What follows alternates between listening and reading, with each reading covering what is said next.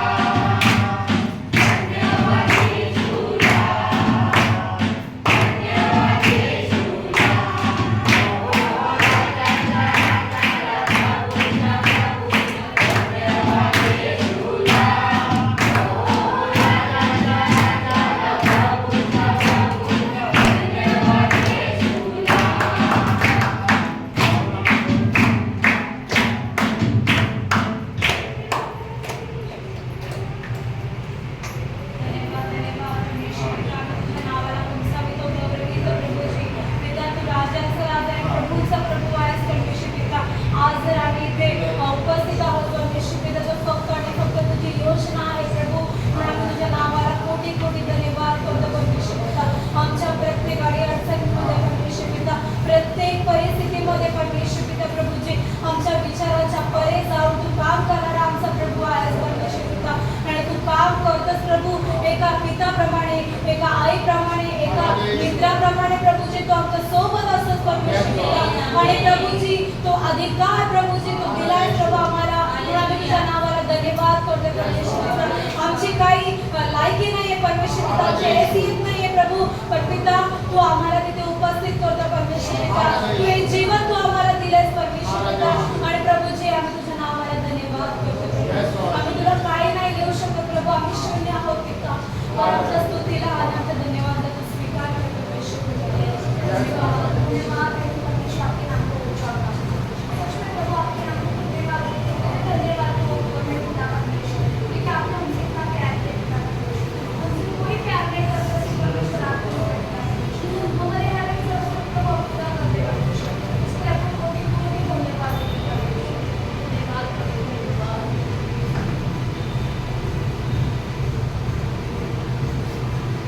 हम अपने आंखें बंद करेंगे और उसके करीब जाएंगे. हम ये निकालेंगे यीशु मसीह मेरे जैसा कोई नहीं.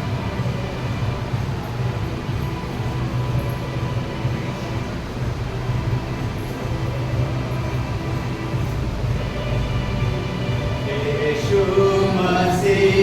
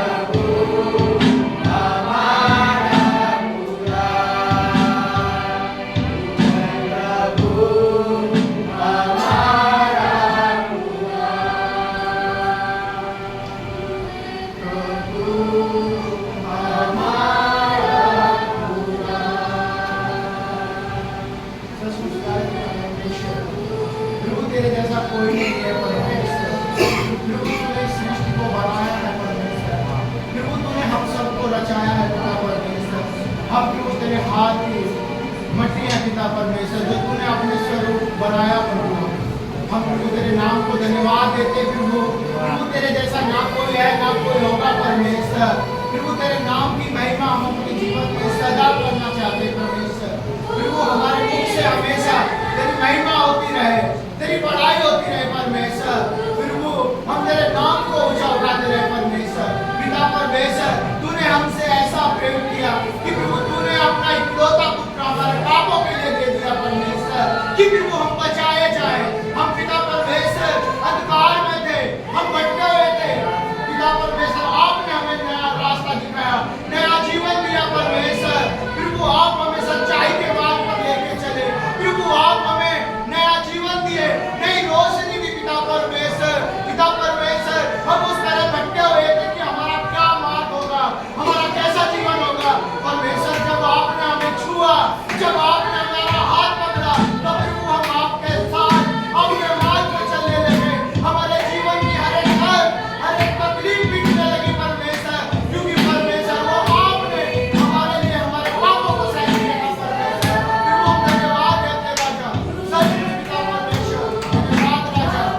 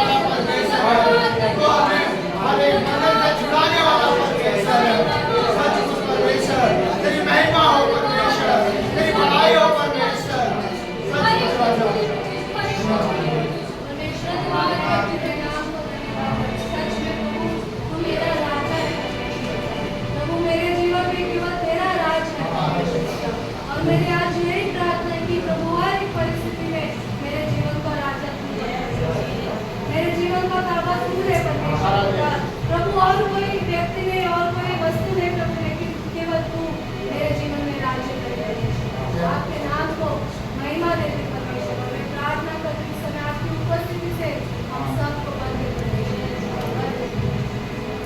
मेरे परमेश्वर मैं प्रार्थना करता हूँ, तू स्तुति के योग्य है, तू आराधना के योग्य है परमेश्वर। मैं तुझे भूल जाऊंगा, मैं तुझे टुकराऊंगा परमेश्वर, पर तूने मुझे चुना है, तू मुझे कभी छोड़ेगा नहीं।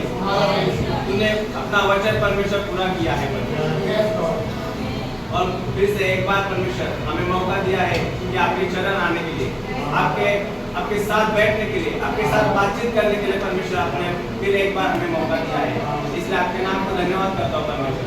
आपको परमेश्वर मैं ऊंचा करता हूँ परमेश्वर, सर्व नामों से ऊंचा परमेश्वर आपका नाम ऊंचा है।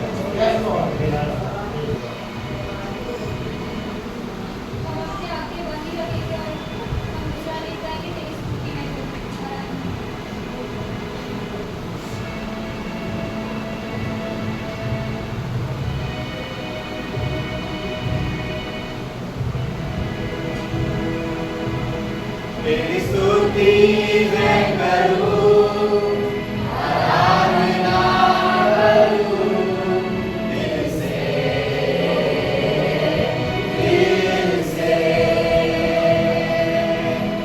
तेरी स्तुति मैं करूं, आराधना करूं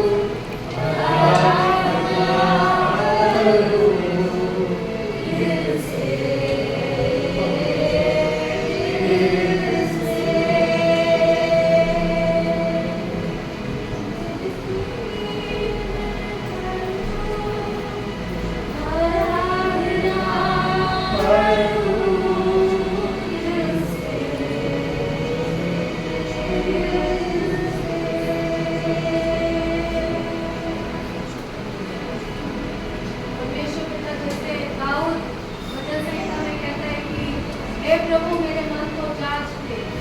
परमेश्वर पिता इस समय हम भी कहते हैं परमेश्वर हमारे मनों को जांच दे। हम कह तो रहे प्रभु कि हम तेरी स्तुति दिल से करें, लेकिन हमारे हृदय में और भी बहुत सारी चीजें हैं। तो हम इस समय प्रार्थना करते हैं हमारे हृदय को जांच, हमारे हृदय को शुद्ध कर परमेश्वर।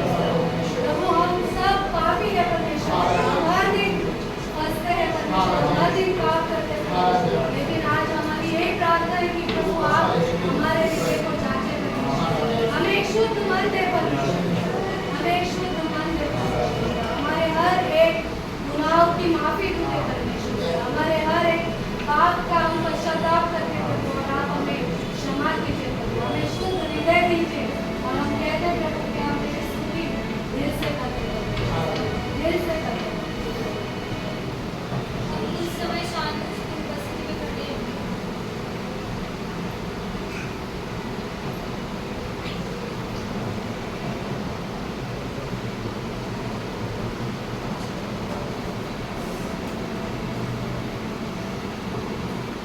प्रवेश धन्यवाद है कि आपकी उपस्थिति के लिए धन्यवाद।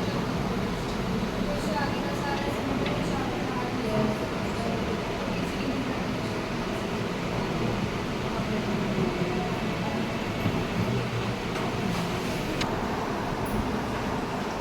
परमेश्वर ने इस विचार करने के द्वारा खड़े होकर बोल सकते हैं।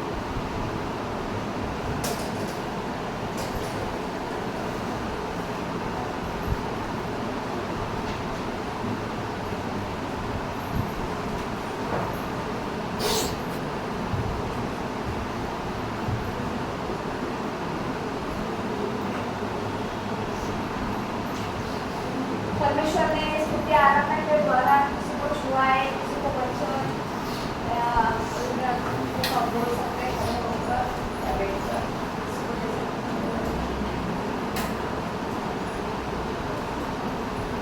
कोई नहीं। मैं बोलना चाहती हूँ, जब हम लोग आराधना कर रहे थे मुझे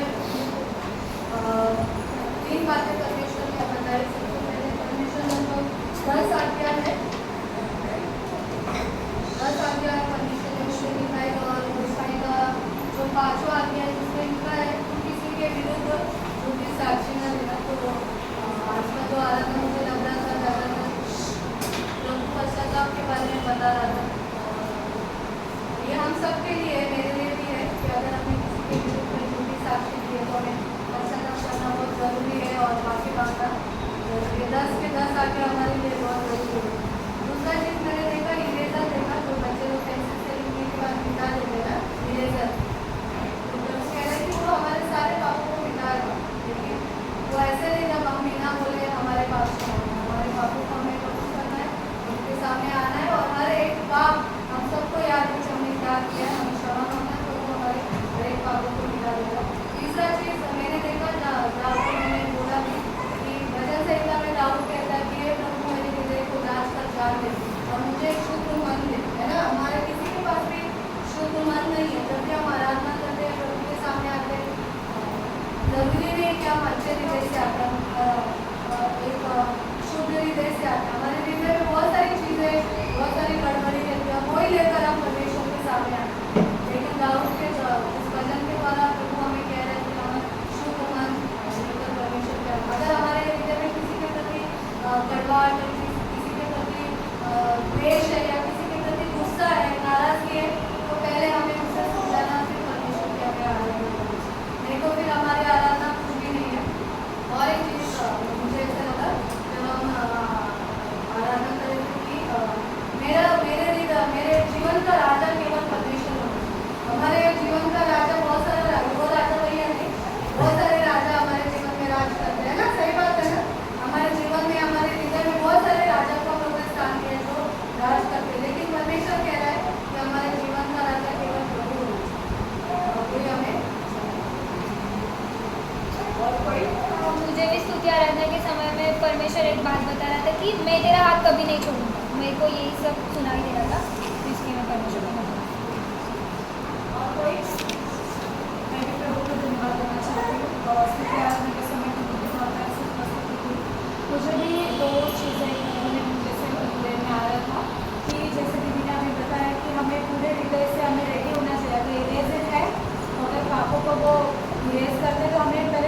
स्वीकार करना है, पश्चाताप करना है। और सेकंड चीज़, जैसे मैंने वचन में भी लिखा है मत्ती में कि हम प्रभु से जो मांगते हैं उसे ऑलरेडी उसको पता है, हमारी जो आवश्यकता है, जो चीज़ें वो प्रभु को पता है, तो वो सब हमने स्वीकार करना भी बहुत ज़रूरी है। वो चीज़ मुझे बार बार मेरे को याद आता है। सेकेंड चीज़ मेहनत, एफर्ट, हार्ड वर्क जो हम जो करते हैं। समटाइम्स कई बार ऐसे होता है कि हमें कभी अप्रिशिएट नहीं किया जाता है, या फिर कई बार हम लोग हो जाते हैं, ऐसे लगता है कि भाई मेरी मेहनत कोई नहीं देख रहा है, या फिर मैं जो भी तेरा बेस्ट कर रहा हूँ, प्रभु कह रहे कि नहीं, तेरी मेहनत नहीं देख रहा, प्रभु हमें आगे लेकर जाएगा।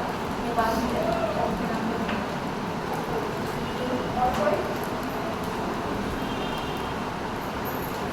क्या आगे इन सब बातों को प्रभु को अच्छा लगता है।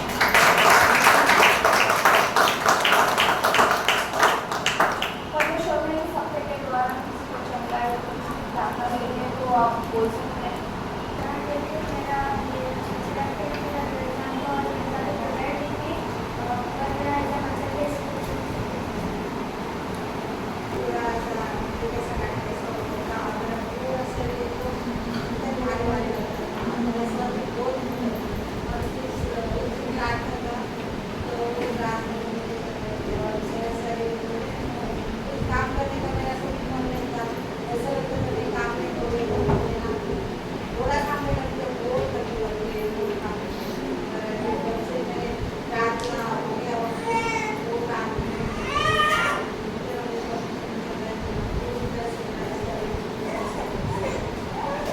मेरी परमेश्वर को धन्यवाद देना। दूसरा कंपनी ज्वाइन किया है, वो मतलब मेरा ट्रेनिंग पीरियड चालू है। मैं मतलब डर रही थी क्योंकि वो सब यूएस वाला प्रोसेस है और मेरे लिए थोड़ा डिफिकल्ट है, पर मैं हमेशा प्रार्थना करती थी परमेश्वर के मुझे काम समझ में आए।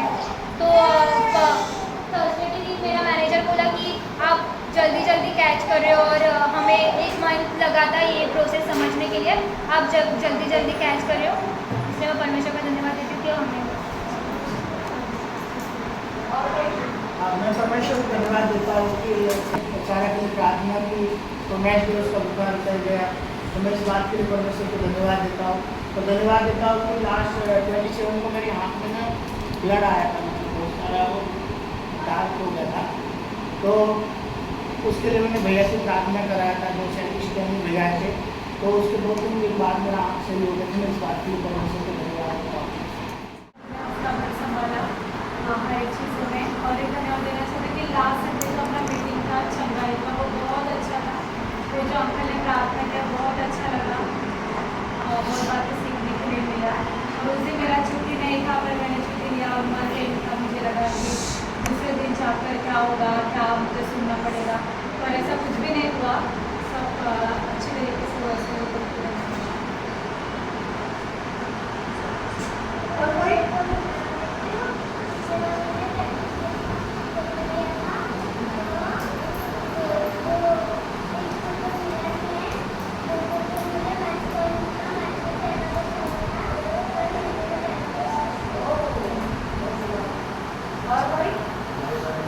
हमारे पास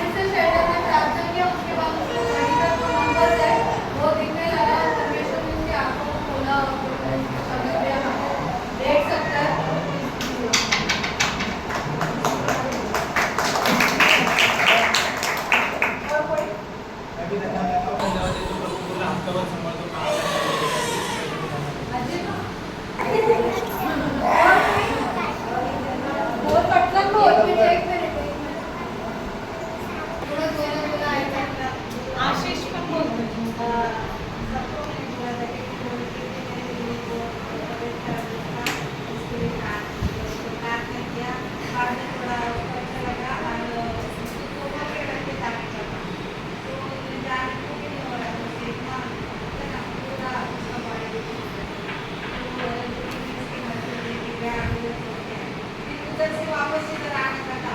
इतना तो इसके आज इधर ऊपर आया और ऐसा पानी में लेके उसकी चलने के लिए और वो घर पे लेके आए थे पापा और आने के बाद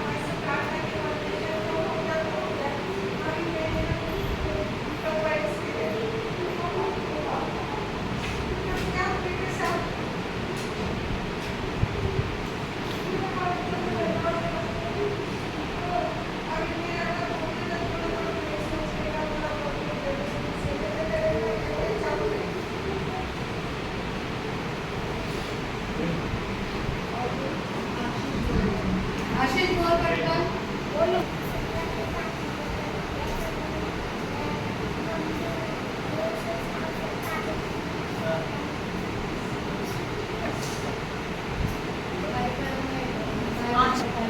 म्हणजे ट्युशन आपण नव्हतं शाळेत पण नव्हतं मग आता ताप दिला ना आता ताप दिला म्हणून मी धन्यवाद मैं भी परमेश्वर की ठीक नहीं था।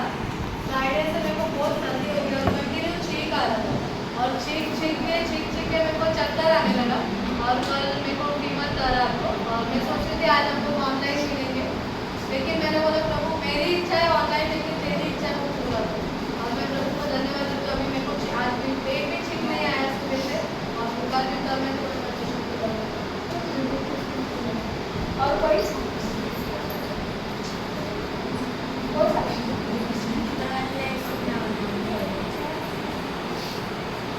परमिशन को परमिशन हमारा हाँ जैसे थोड़ा चला रहा है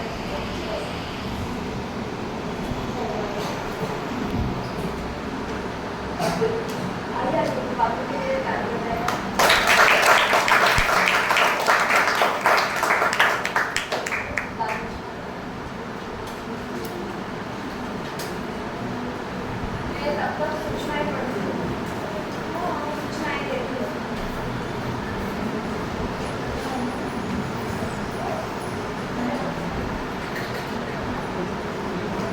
15 अगस्त को एलटीपी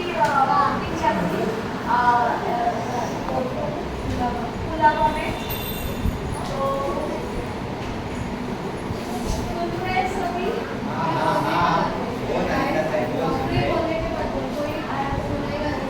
और 25 अगस्त को रेंज बैंक है अपना और 3 अक्टूबर को लीडर कैंप है। सितंबर में एग्जाम भी है। सितंबर को बाइबल भी है और नवंबर में लीडर कैंप है, वो जहाँ बैठे हम वही 2 से 2,500 जमा करना है।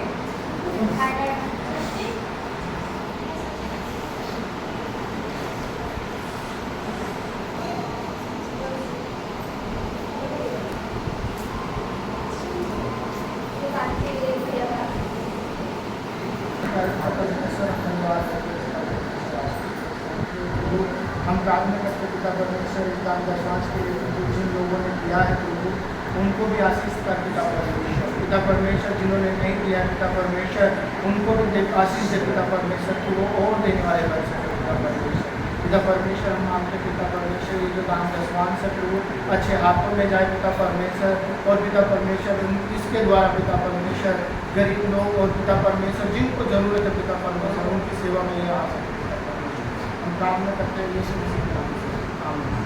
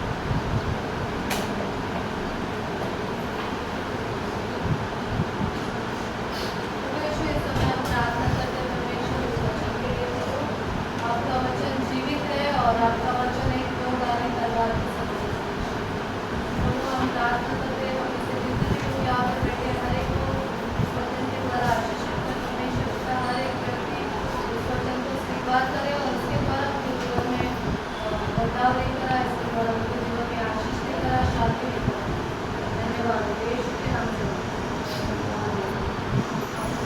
मुझे ऐसे लग रहा था जब धन्यवाद हम लोग दे रहे थे कि आप लोग लास्ट संडे जो प्रार्थना आप लोगों के लिए शेल्टर ने 1-1.5 घंटा खड़े रह के किया, आसान नहीं है, बहुत मुश्किल है। उसका आवाज़ भी ये हो रहा था, उसको खांसी भी हो रहा था, लेकिन हाँ पसीना आ रहा था और उसने फिर भी प्रार्थना कंटिन्यू किया। मुझे लग रहा था आप लोग उसके लिए धन्यवाद देंगे, आपको प्रार्थना के द्वारा कुछ बदलाव आया, चंगाई मिला, छुटकारा मिला, शांति मिला। बहुत सारे लोगों का कंप्लेंट था कि उन्हें नींद नहीं आ रहा था रात को। शेल्टर ने प्रार्थना किया, पता नहीं होगी तो नींद आया कि अभी जगे हुए वो पता नहीं। तो मुझे ऐसा लग रहा था आप लोग गवाही देंगे उसके बारे में कि आप लोग को परमेश्वर ने क्या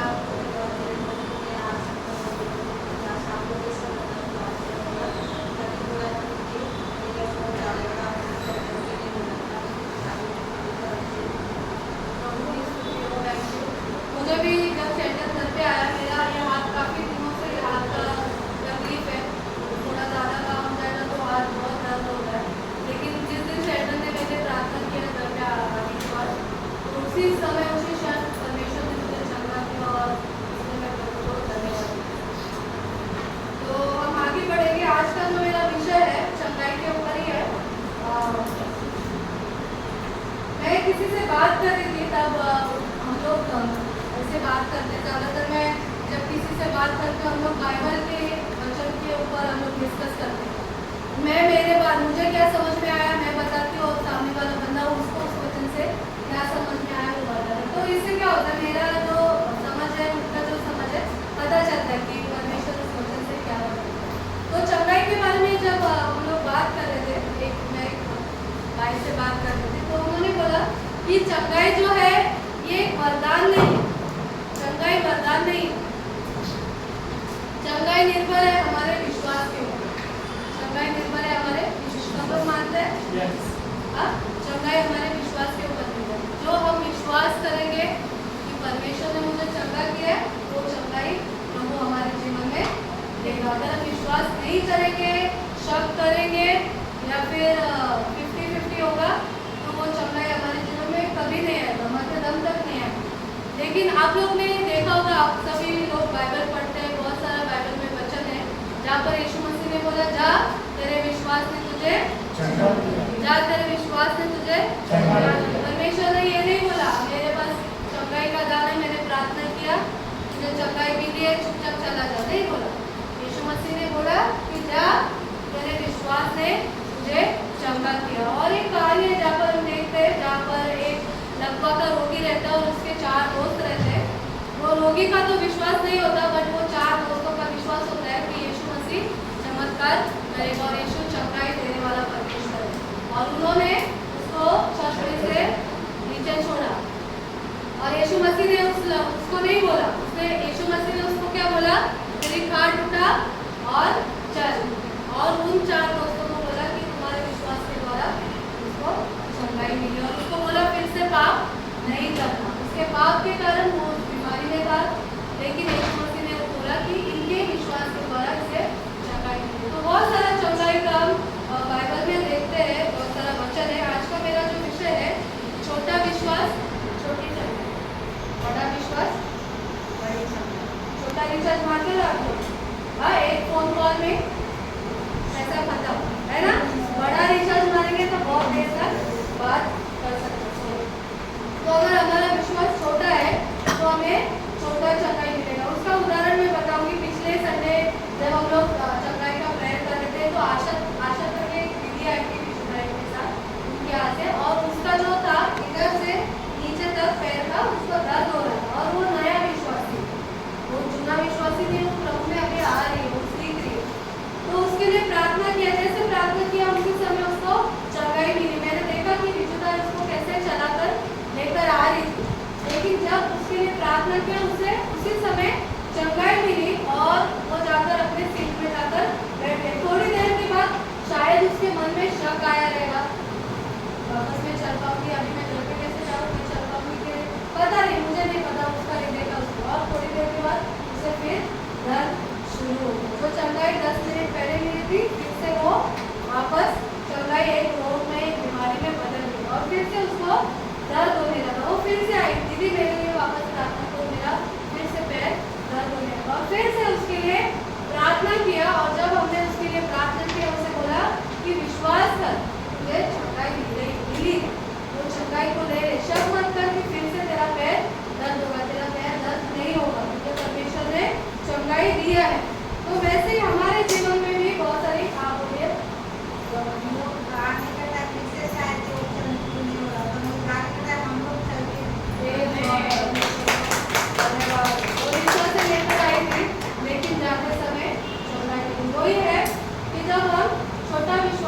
पे छोटा सा चलना ही होता है, थोड़ी देर के लिए, फिर से वो वापस शुरू हो जाता है। आप लोग ने अनुभव किया है ये चीज?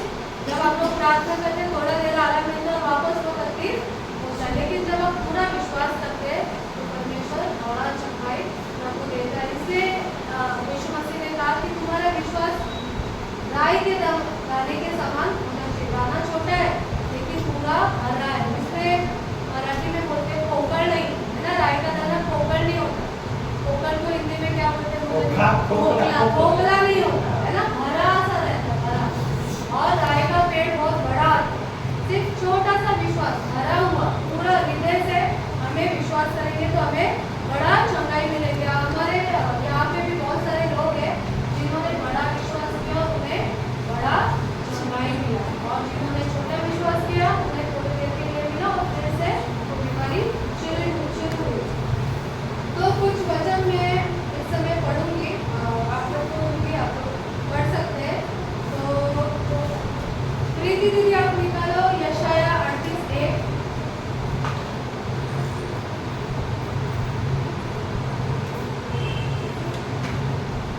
यशाया 38:1 और विजुदाई आप निकालो मत्ती 17:20। पूजा आप निकालो मरकुस 5:36।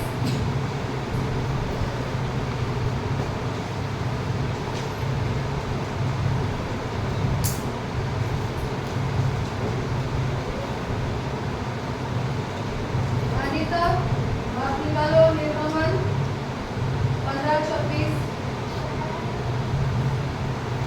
अजित भजन संहिता 103 का 13। श्रद्धा मरकुस 8:25। अगर आपको नहीं मिला तो बोलो, मैंने इधर लिख के रखा था, आपको बता दूँ। और ऋतिक आप पढ़ो यशाया 53 4 और 5।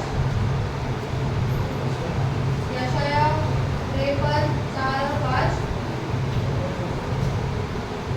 ओमिर भैया आप पढ़ो मरकुस 5:28 और राजा आप पढ़ो यूहन्ना 5:5 से 9।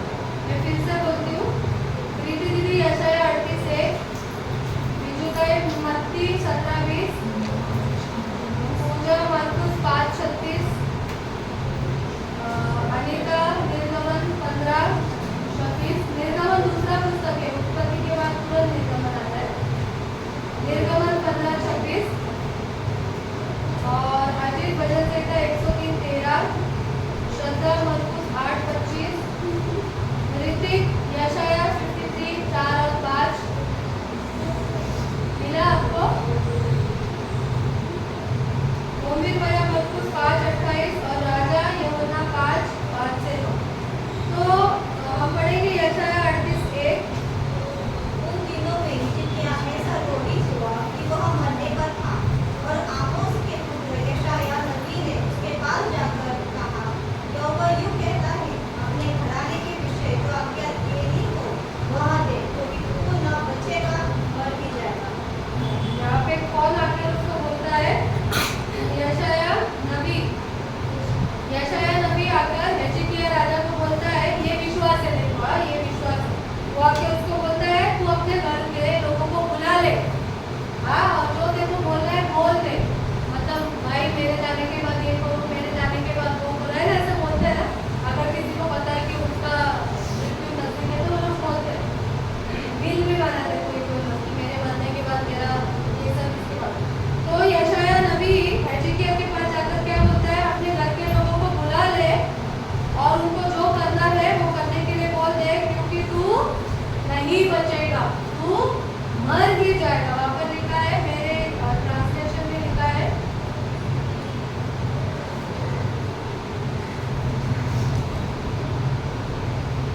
क्योंकि तू ना बचेगा, मर ही जाएगा, मर ही जाएगा।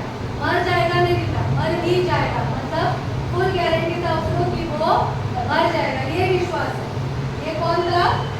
यशाया नबी था। वो आकर हिजकिय्याह को बोलता है, एक नबी का विश्वास है कि वो हिजकिय्याह को बोलता है कि वो मर ही जाएगा।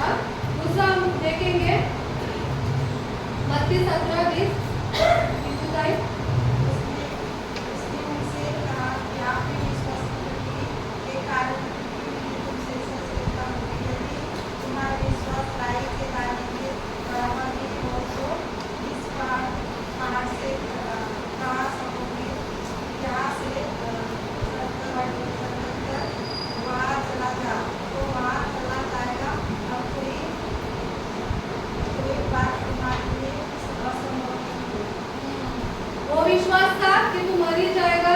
यहाँ पर यीशु मसीह बोल रहा है कि अगर तुम्हारा विश्वास राई के दाने के बराबर भी होगा तो तुम अगर इस पहाड़ को कहो यहाँ से सरक कर हट कर समुद्र में जाके गिर तो वो गिर जाएगा। ये हो गया बड़ा विश्वास, है ना, बड़ा विश्वास। एक सीधा छोटा राई के दाने के समान हमारा विश्वास होना चाहिए। लेकिन हम कई बार हम ऐसे दिखाते कि हमारा विश्वास बहुत बड़ा है लेकिन अंदर से खोखला है ना, अंदर से खोखला है। फिर ये कैसे पता चलता है? छोटा छोटा परिस्थिति में जब हमारी परीक्षाएं होती है ना, हम हमेशा बोलते हैं कि शैतान हमारा परीक्षा लेता है, लेकिन कई बार यीशु मसीह भी, परमेश्वर भी हमारा विश्वास जांचने के लिए, हमें टेस्ट करने के लिए प्रभु परीक्षा देता है। वो छोटा विश्वास था लेकिन ये बड़ा विश्वास है कि अगर तुम्हारा विश्वास राई के दाने के समान हो तो तुम पहाड़ को भी कह सकते हो कि हट जा। वो ये होना चाहिए तुम्हारे अंदर, इतना बड़ा जब विश्वास होता है ना, एक कॉन्फिडेंस होता है।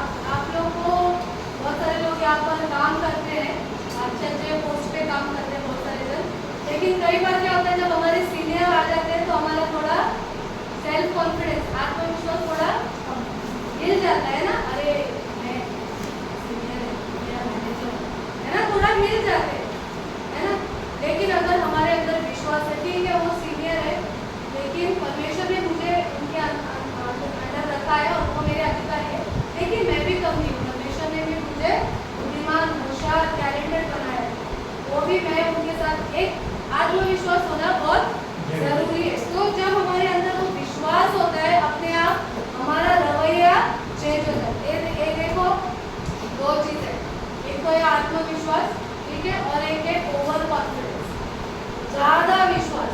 आत्मविश्वास होना अच्छी चीज, अच्छी बात है, वो गलत चीज नहीं, लेकिन ओवर कॉन्फिडेंस होना वो गलत चीज है। क्या बोलते हो ओवर कॉन्फिडेंस को? जरूरत से ज्यादा खुद को होशियार समझना, है ना। शाना समझना ठीक है, हम खुद को होशियार समझते हैं, होशियार ही है, हम खुद नहीं, हम सबको होशियार बनाए, लेकिन जरूरत से ज्यादा जब हम खुद को होशियार समझते हैं वहाँ पर हमारा विश्वास जीरो, प्रभु जीरो काउंट करता है, वो विश्वास नहीं है। वो हो गया खुद को स्थान देना और परमेश्वर को नीचे रखना, ठीक है। तो हमारा विश्वास बड़ा विश्वास होना चाहिए, राई के दाने के समान भरा हुआ होना चाहिए, और तब हम हमारे जीवन की परिस्थितियों से लड़ सकते हैं, उसको हरा सकते हैं, हमारी बीमारी से चंगाई पा सकते हैं। उसके आगे का वचन है मरकुस 5:36। जो बात कहते रहते उसको यीशु ने अनसुनी करके आराधनालय के सरदार से कहा, मत डर, केवल विश्वास कर। क्या कहा? ये जो कहानी है वो याएर की बेटी का है, ठीक है। यीशु मसीह जा रहे थे और उतने में याईर आया, प्रभु मेरी बेटी बीमार है, तू चल मेरी बेटी को चंगा कर। और जैसे वो लोग जा रहे थे रास्ते में किसी ने बोला कि तेरी बेटी, क्या बोला? जोर से बोलो, तेरी बेटी मर चुकी है, अभी क्यों कष्ट कर रहा है? स्वामी को क्यों लेकर जा रहा है? लेकिन यीशु मसीह ने उसको क्या कहा?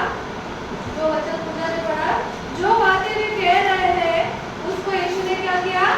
अनसुनी कर दिया। यीशु ने ध्यान नहीं दिया, वो जो, क्योंकि यीशु मसीह को पता था कि उसकी बेटी मर गई, उसने अनसुना किया और आराधनालय के सरदार से कहा, मत डर, केवल विश्वास कर। अब उसकी बेटी मर गई है, लोग उसको चिल्ला रहे हैं, बोल रहे हैं कि तेरी बेटी मर गई, अभी क्यों स्वामी को कष्ट दे रहा है? और उस समय यीशु मसीह को बोलता है, क्या बोलता है?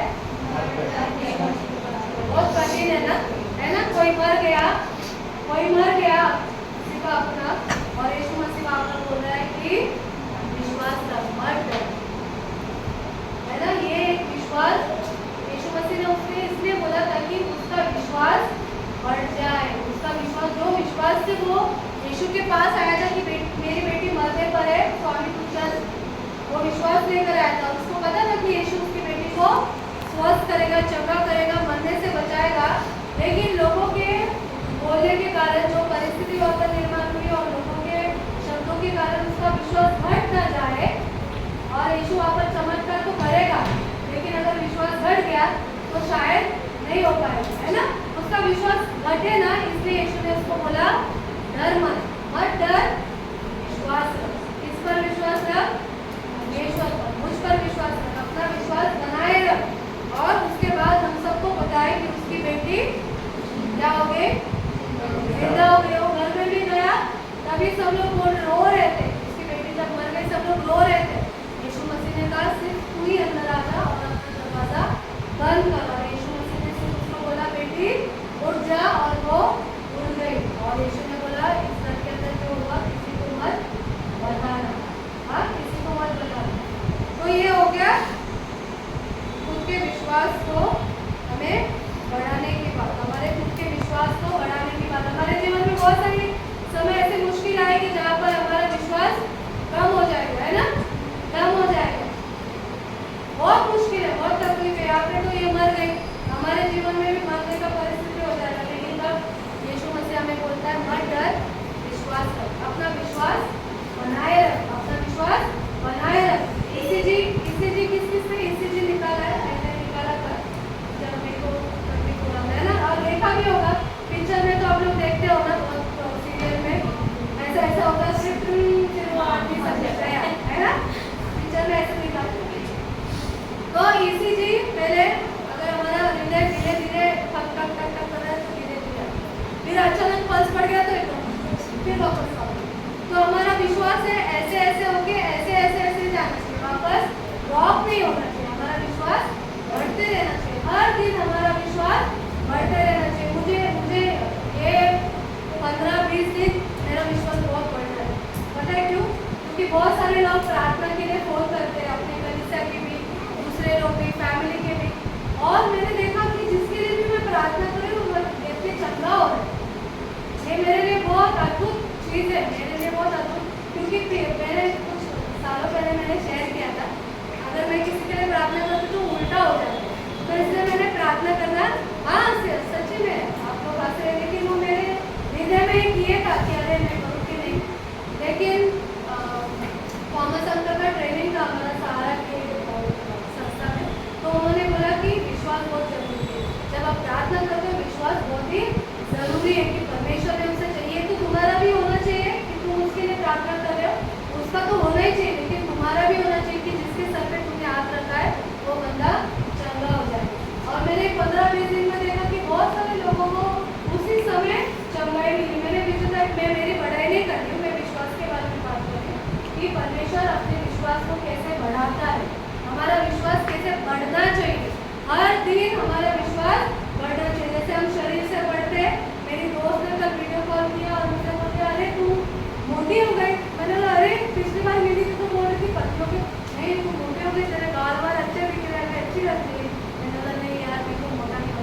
वैसे हमारा विश्वास भी मोटा होना जरूरी है। हमारा विश्वास कुपोषित नहीं होना चाहिए, हमारा विश्वास अपाहिज नहीं होना चाहिए, हमारा विश्वास बढ़ते रहना चाहिए। मुझे लिए मैंने प्रार्थना किया, उनके शरीर में मुंगी आ रहा था, प्रार्थना किया उसी समय उन्हें चंगाई मिली। उनको नींद नहीं आ रहा था काफी दिनों से, प्रार्थना किया उस दिन वो शांति से सोए। सारा के लिए प्रार्थना किया था ना उस दिन वीडियो कॉल पे, तुरंत उसका बुखार उतर गया। और मेरे लिए मैंने खुद के लिए प्रार्थना किया। मुझे भी जब मैंने विजुताई के लिए प्रार्थना किया तो उनको नींद आया, लेकिन उस रात को मुझे नींद नहीं आ रहा था। तो मैंने मेरे लिए प्रार्थना किया, मुझे नींद आ रही। मैंने समर के लिए प्रार्थना किया, बहुत सर्दी बहुत खांसी, उसका बहुत सारा टेस्ट हुआ इस हफ्ते में और बहुत चिंता में थे वो लोग, उसका बहुत सारा टेस्ट हुआ। तो प्रार्थना किया कि उसका सारा रिपोर्ट नॉर्मल आए, उसका रिपोर्ट नॉर्मल आ गया। बहुत सारे लोगों के लिए प्रार्थना किया, मुझे याद है अभी और किसके लिए किया मुझे याद नहीं। लेकिन परमेश्वर ने प्रीति दीदी के लिए भी प्रार्थना किया था कि उनका HB बढ़े, उनका रिपोर्ट नॉर्मल आए। कोविड का टेस्ट उनका था तो सब रिपोर्ट नॉर्मल आया। परमेश्वर को धन्यवाद, सबने उन्हें संभाला। उल्टी भी बहुत सारा किसी को उल्टी हो रहा था, मुझे याद है मेरे फ्रेंड्स केस में किया तो उसका उल्टी बंद हो गया। बिल्ली के लिए प्रार्थना किया, बिल्ली भी ठीक हो गई, है ना। तो हमारा विश्वास, परमेश्वर हमारा विश्वास देखता है, बस आगे उसको चंगाई मिले नहीं मिले मुझे कुछ लेना देना। अगर हमारा रवैया ऐसा है तो ना उसको चंगाई मिलेगी, ना हमारा विश्वास बढ़ेगा, ना हमें चंगाई मिलेगी, ना हमारे जीवन में कुछ आशीष आएगी। तो बहुत जरूरी है। जैसे याईर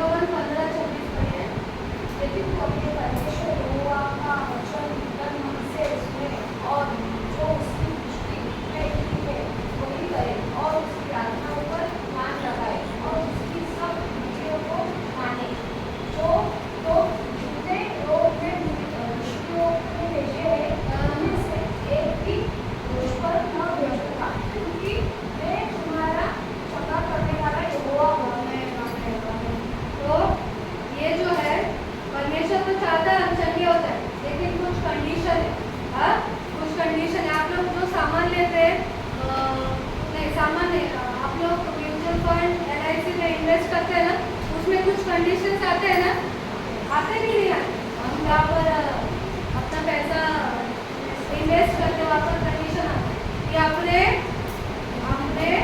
रिस्क पे आप लोग पैसा जमा करो। यहाँ पर सप्लाई के लिए भी कुछ कंडीशन है और जो वचन अनीता ने पढ़ा है इसमें लिखा है, यदि तू अपने परमेश्वर यहोवा का वचन तन मन से सुने, तन और मन से सुने। हम लोग सुनते कहाँ से? वचन में तो कुछ और ही लिखा है। कहाँ से सुनते हैं? कहाँ से सुनते हैं? यहाँ पे तन मन बोल रहा है, आप लोग कहाँ से सुनते हैं ना? हाँ, लेकिन तन और मन मतलब जब हम सुनते हैं हमारे मन में उसका काम होना, उसका मनन होना चाहिए और हमारे तन में, हमारे शरीर में उसके अनुसार काम होना बहुत जरूरी है। जो वचन हम सुनते हैं यहाँ पे लिखा है, यदि तू अपने परमेश्वर यहोवा का वचन तन मन से सुने और जो उसकी दृष्टि में ठीक है वही करे। हाँ, हम सुनते हैं कान से, लेकिन हम मन से मनन करें और हमारे शरीर से उसे लागू करें। कई बार हम क्या करते हैं, वचन सुनते हैं और एक कान से और दूसरे कान से निकाल देते हैं, वो मन तक भी नहीं आता था, शरीर में लागू होता है। मन तक अगर आया नहीं तो शरीर में लागू होगा क्या? आप लोग को साइंस में ऐसा बोलते हैं। हाँ, सबसे पहले हमारा दिमाग में वो बात अगर मैंने कुछ सुना तो दिमाग में वो चालू हो जाता है। फिर मुझे पता है अभी मुझे प्यास लग रहा है, तो प्यास लग रहा है तो मुझे क्या करना पड़ेगा? मेरा गला सूख रहा है तो अभी मेरा हाथ, मेरी नजर पहले देखेगी पानी कहाँ पर है, फिर मेरा हाथ बॉटल लेगा चलेगा। हाँ, तो वचन भी कोई बता रहा है। हाँ, मेरा वचन जो तुम सुनते हो तन और मन से सुनो, सिर्फ कानों से मत सुनो, अपने मन में उसका मनन करो तो वो क्या कह रहा है और हमारे व्यवहार में उसको लाना है। और उसकी दृष्टि में मतलब परमेश्वर की दृष्टि में जो सही है वो सही। हमारे दृष्टि में तो सब कुछ सही है ना? हम जो भी करते हैं हमको लगता है सही है, हम जो भी करते हैं हमको लगता है यही बराबर है ना? लेकिन हमें देखना है परमेश्वर की दृष्टि में जो सही है वही करना है। हमको कैसे पता चलेगा परमेश्वर की दृष्टि में क्या सही है? वचन के द्वारा, मनन करने से, बाइबल को पढ़ने से और वचन को मनन करने से। आगे लिखा है, उसकी आज्ञाओं पर कान लगा और उसके सब विधियों को मान। तो जितने लोग मैंने मिस्रियों पर भेजे हैं उनमें से एक भी तुझ पर ना भेजूंगा, क्योंकि मैं तुम्हारा चंगा करने वाला यहोवा हूँ।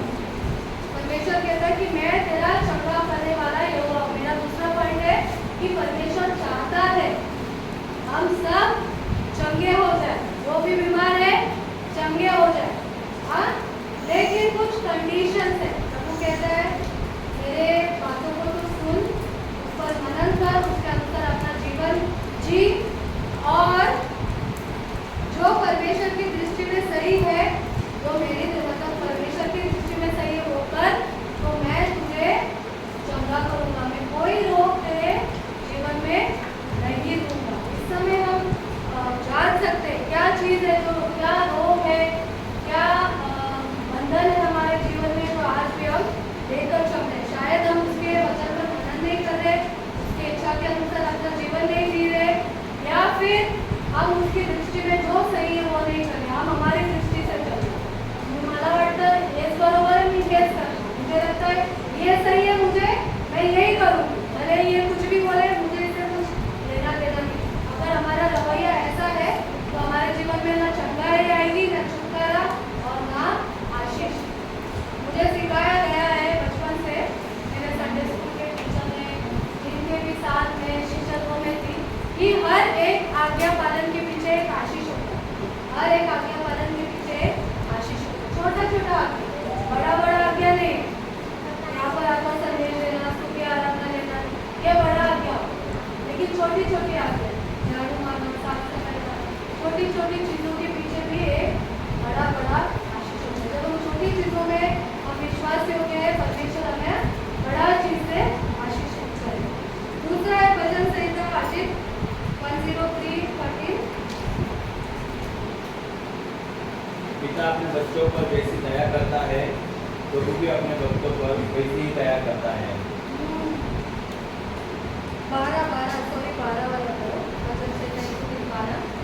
व पश्चिम से जितनी दूर है वह हमारे अपराध हमसे उतनी ही दूर करता है।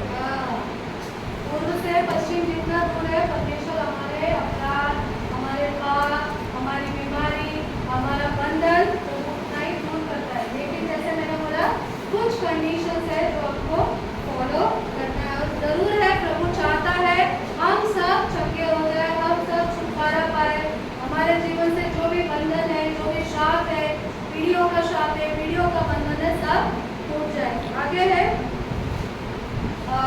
तीसरा पॉइंट है मेरा, हिंदी में लिखा है क्रमिक चंगाई, मतलब स्टेप बाय स्टेप चंगाई, स्टेप बाय स्टेप चंगाई। और उसका वचन शब्द है मरकुस 8:25 पढ़िए।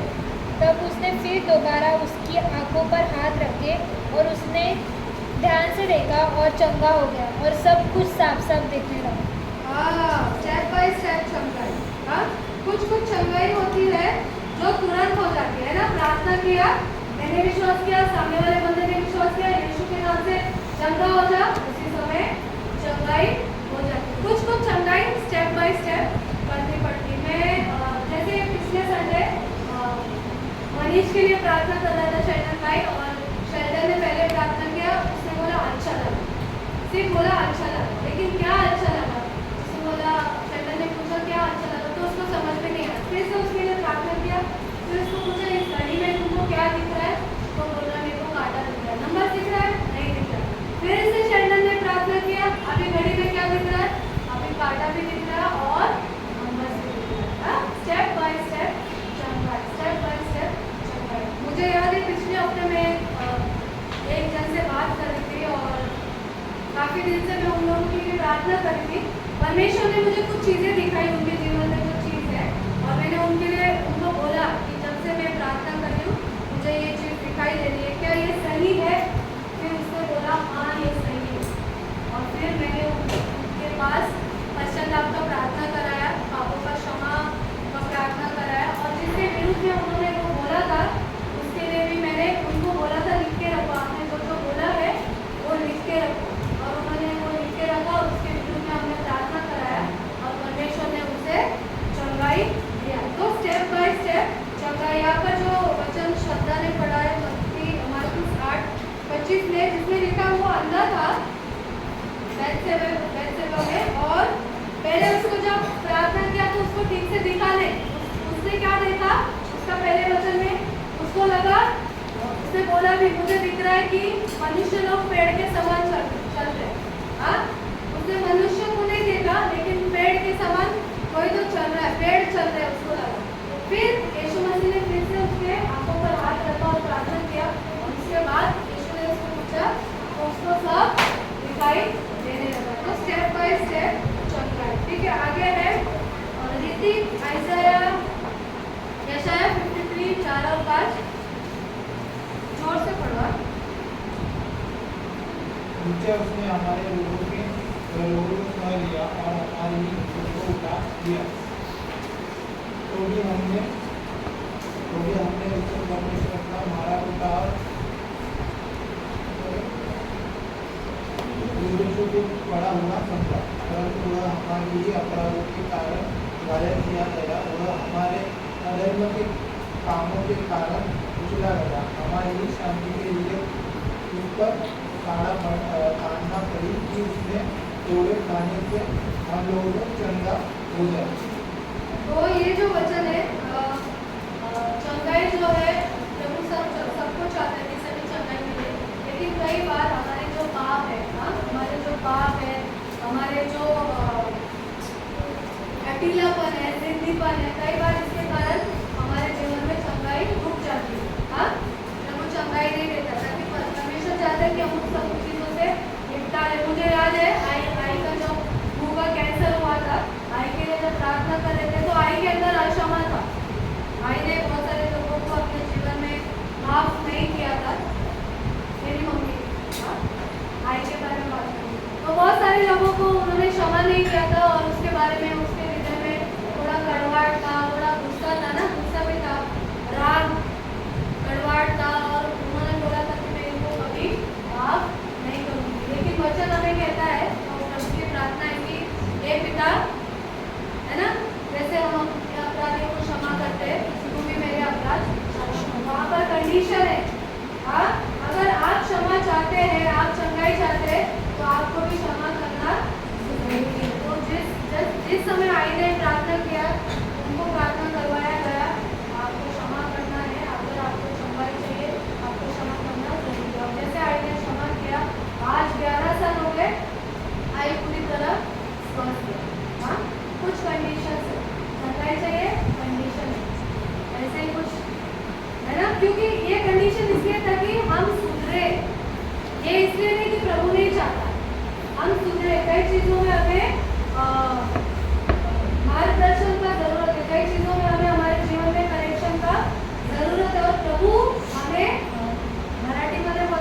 लटकून ठेवतो. हा, देव आपल्याला लटकून ठेवतो, है ना. गिराता नहीं है, लेकिन वो हमें लटका के रखता है ताकि हम हमारे जीवन में जो चीजें सही करें और परमेश्वर की चंगाई पाए. वो चाहता है कि हम चंगे हो जाए. यहाँ पर लिखा है, जो वचन ऋतिक ने पढ़ा है, कि निश्चय उसने हमारे रोगों को सह लिया. क्रूस पर ऑलरेडी चंगाई हुआ है, क्रूस पर छुटकारा हुआ है, क्रूस पर पापों की क्षमा हुई है. लेकिन क्रूस के बाद हम आते हैं ना, है ना, हम क्या करते हैं, फिर से हम पाप करते हैं.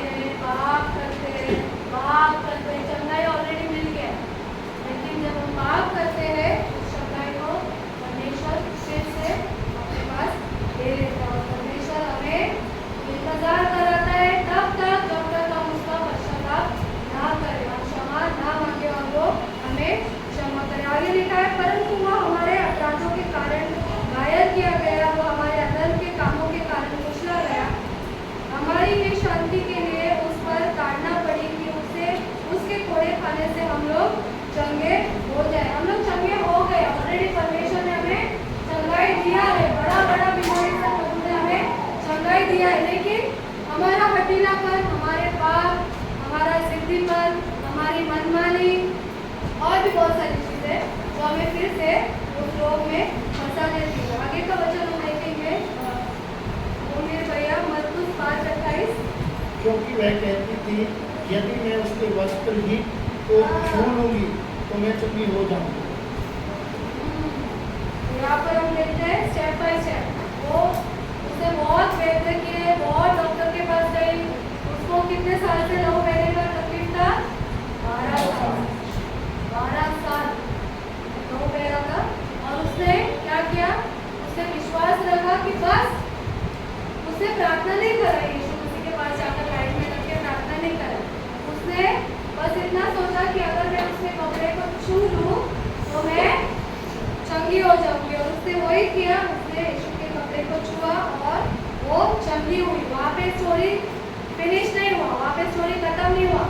तुरंत यीशु मसीह ने क्या किया? किसने मेरे को छुआ. और ये हम सब जानते हैं, ये कहानी बहुत सारी घटती थी. लोग यीशु पे गिर रहे थे, यीशु को छू रहे थे. फिर भी यीशु मसीह ने ये सवाल पूछा कि किसने मुझे छुआ, क्योंकि मेरे अंदर से सामर्थ निकली है. हाँ, स्टेप बाय स्टेप चलना. सब चाहता है हम चंगे हो जाए, लेकिन हमें उसके लिए कुछ चीज़ों को अपने जीवन में करना पड़ेगा. आखिरी वचन है यूहन्ना 5, उसका 5 और 5 से 9 वचन. राजा, वह एक मनुष्य था जो 38 वर्ष से बीमार में पड़ा था. यीशु ने उसे पड़ा हुआ देखकर और जानकर कि वह बहुत दिनों से इस दशा में पड़ा है, उससे पूछा, क्या तू चंगा होना चाहता है? उस बीमार ने उसको उत्तर दिया कि हे प्रभु, मेरे पास कोई मनुष्य नहीं कि जब पानी हिलाया जाए तो मुझे कुंड में उतारे, परंतु मेरे पहुँचते पहुँचते दूसरा मुझसे पहले उतर पड़ता है. यीशु ने उससे कहा, उठ, अपनी खाट उठाकर चल फिर. वह मनुष्य तुरंत चंगा हो गया और अपनी खाट उठाकर चलने फिरने लगा. यहाँ पर हम देखते हैं वो व्यक्ति जो था 38 साल से बीमार था और अपने बिस्तर में पड़ा हुआ था. 38 साल, 38 ईयर्स. 38 साल तक, 38 साल में क्या क्या हो जाता है? स्कूल कंप्लीट हो जाता है, कॉलेज कंप्लीट हो जाता है, नौकरी लग जाती है, शादी हो जाती है, बच्चे हो जाते हैं, बच्चे बड़े भी हो, थोड़े बड़े हो जाते हैं, है ना. मेरा अनिता का एज सेम है, हम दोनों 38 साल के ही है. तो 38 साल में इतना कुछ हो जाता है. 2 बच्चे हो गए, बच्चे भी पढ़े. लेकिन यह व्यक्ति 38 साल से बिस्तर पे ही पड़ा था. उसको लकवा का रोग था और वो बिस्तर पे ही पड़ा था और कोई भी नहीं था कि उसको उठाकर लेकर जाए चंगाई के लिए. लेकिन वो यीशु मसीह को कहता है कि ऐसा कोई नहीं था. और यीशु ने क्या किया? यीशु ने उसको क्या बोला? उठ, अपनी खाट उतार और चल फिर. वहाँ पर एक कुंड था. आप लोग ने ये कहानी बहुत बार सुना है. कुंड था, जब सामर्थ से पवित्र आत्मा के द्वारा वो कुंड का पानी मिलता था तो जो लोग बीमार है उसमें जाके डुबकी लगाते थे, तुरंत चंगे हो जाते थे. लेकिन ये व्यक्ति जाने का सोचता था, लेकिन इसको कौन लेके जाएगा? और जब तक कोई उसको पहुंचा दे उसके पहले कोई और उसमें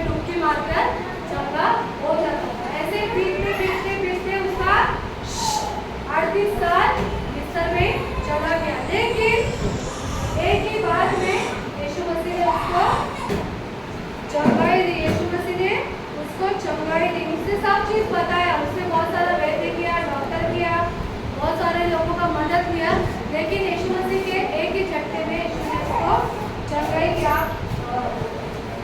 आप लोग जानते हैं कुबड़ी स्त्री, बहुत बार कुबड़ी स्त्री का हमने कहानी सुना है। आपको पता है उसको क्या था, वो क्यों कुबड़ी थी?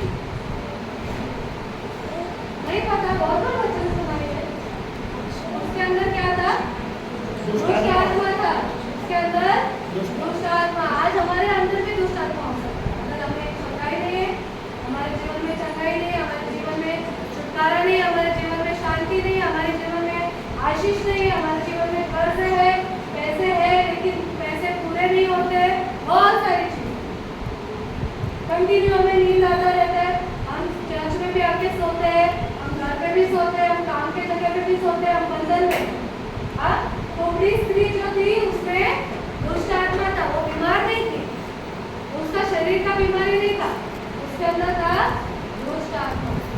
और यीशु मसीह ने उसके दुष्ट आत्मा को भगाया, वो तुरंत सीधी हो गई। वो ऐसी थी दुष्ट आत्मा के कारण, जैसे यीशु ने उसे छुआ और प्रार्थना किया, वो सीधी हो गई। तो आज का मेरा जो विषय है, मैं आप लोगों को उत्साहित करूंगी, छोटा विश्वास अगर आपका है, आपको छोटी चंगाई मिलेगी, आपको छोटा छुटकारा मिलेगा, आपको छोटा आशीष मिलेगा, आपके जीवन में छोटी सी शांति आएगी जो एक दिन में आएगी और तुरंत चली जाएगी। लेकिन अगर उसको छोड़ दो,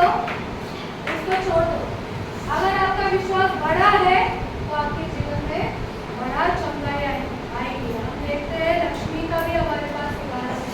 लक्ष्मी को भी पेट का कैंसर हुआ था, उसके यूट्रस में गांठ था। जब आशीष उसके पेट में था तभी हमें पता चला कि उसके यूट्रस में गांठ है और वो गांठ कैंसर का है। और आज देखते हैं, आज आशीष 5 साल का हो गया, 5 साल का हो गया, लक्ष्मी पूरी तरह से स्वस्थ है। वो फॉलोअप के लिए जाती है लेकिन वो पूरी तरह स्वस्थ है। बड़ा विश्वास, बड़ा चंगाई, छोटा विश्वास, तो आपको उत्साहित करूंगी कि बड़ा विश्वास रखें और अपना विश्वास बढ़ाते रहें। किसी जी के जैसा विश्वास हर दिन बढ़ना चाहिए, विश्वास कम नहीं होना चाहिए, अपना विश्वास बढ़ना चाहिए। और उत्साहित करूंगी, अगर आपके जीवन में भी कोई बीमारी है जो चंगी नहीं हो रही है, कोई चीजें है जो निपटारा नहीं हो रहा है, क्षमा मांगे, पश्चाताप करें परमेश्वर के सामने, प्रभु के सामने सारी बातों को लाए। ये डायलॉग ना मारे कि परमेश्वर सब कुछ जानता है, ये डायलॉग कुछ काम का नहीं, प्रभु सब जानता है, लेकिन हमें भी जानना है और हमें अपने मुंह से कबूल करना है, माफी मांगना है और पश्चाताप करना है। प्रभु जरूर हमें चंगा करेगा। आइए हम अपने आंखों को बंद करेंगे। अगर कोई चीज प्रभु आपको दिखा रहा है, आप खुद के लिए प्रार्थना कर सकते हैं। मैं आपको 1 मिनट देती हूँ। अगर कोई चीज परमेश्वर आपको दिखा रहा है तो जरूर आप परमेश्वर से प्रार्थना कीजिए और मांगे से आपको बढ़ा के